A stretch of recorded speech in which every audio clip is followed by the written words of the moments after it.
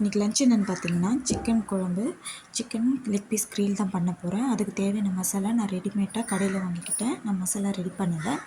இந்த மசாலா நீங்களும் ரெடிமேடாக கடையில் வாங்கி யூஸ் பண்ணுங்கள். இதுக்கு இது ஆட் பண்ணணும்னு எதுவுமே அவசியம் இல்லை. உங்களுக்கு காரத்துக்கு வேணும்னா சில்லி ஆட் பண்ணிக்கலாம். இது ஒரு 10 நிமிஷம் ஊற வச்சுடுவோம். எவ்ரிடே ஆஃபீஸ் போகிற ஹஸ்பண்ட் கூட சண்டேயில் லீவ் இருக்கும். ஆனால் வீட்டில் வேலை செய்கிற பெண்களுக்கு எவ்ரிடே வேலை தான். சண்டேயில் கூட லீவ் இருக்காது. குழந்தைங்களுக்கும் ஹஸ்பண்டுக்கு எல்லாருக்கும் வேலை சாப்பாடு 3 வேளை சாப்பாடு செய்யணும், சமைச்சு கொடுக்கணும். இதே தான் வேலையாக இருப்பாங்க. அதில் ஒரு சந்தோஷம். இப்போ வாங்க சிக்கன் கிரேல் பண்ணுறது எப்படின்னு பார்க்கலாம்.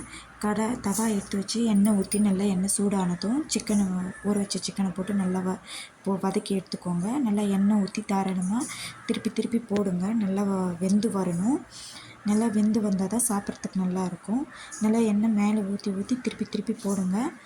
சிக்கன் இந்த அளவுக்கு நல்லா ப்ரௌன் அளவுக்கு இப்போ வந்துடுச்சு. இப்போ நான் சிக்கனை எடுத்துக்க போகிறேன்.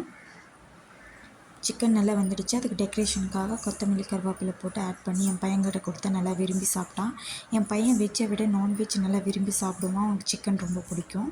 அதனால் வாரத்துக்கு 2-3 டைம் அந்த மாதிரி அவனுக்கு செஞ்சு கொடுப்பேன். என்னோடய வீடியோ பிடிச்சிருந்தால் லைக் பண்ணுங்கள், ஷேர் பண்ணுங்கள், சப்ஸ்கிரைப் பண்ணுங்கள். Okay bye. தேங்க்ஸ் ஃபார் வாட்சிங்.